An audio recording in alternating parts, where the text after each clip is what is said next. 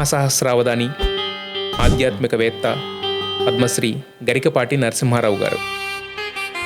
ఇప్పుడు ప్రస్తుతం ఉన్న యువతకి మీరు ఒకే ఒక్క పాఠం చెప్పాలి, జీవిత పాఠం అంటే కనుక అదేమై ఉంటుంది? ఉన్నదాంతో నువ్వు సంతృప్తిగా ఉన్నావా?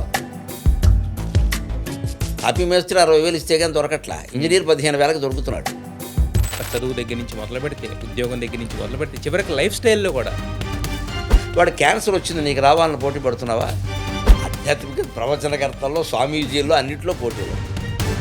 నైతిక విలువలు అనేవి పూర్తిగా పతనం వైపు వెళ్ళిపోతున్నాయి. ఇజ్రాయెల్ని మీరు గమనించండి, అమెరికా ట్రంప్ని గమనించండి. నిన్ను నువ్వు బాగు చేసుకో, ప్రపంచంలో ఓ వెధవ తగ్గాడంట. ఆ దేశం అంతు చూస్తా. ఎవరు ఆ దేశం?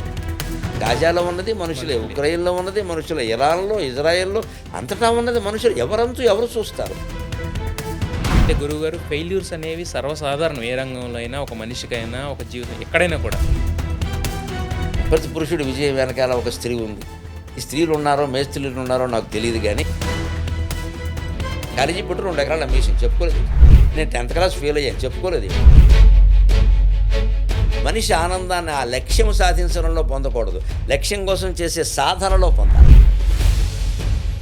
గురువుగారు, అయితే మీరు ఎప్పుడు ఎవరిని తప్పుగా పలకరించరు, కానీ తరచుగా చిన్న చిన్న వివాదాలు వచ్చి మిమ్మల్ని పలకరించిపోతూ ఉంటాయి. ఏం చూశారు? త్వరలో విడుదల. గుండెలు ఆగిపోతాయి కొంతమందికి.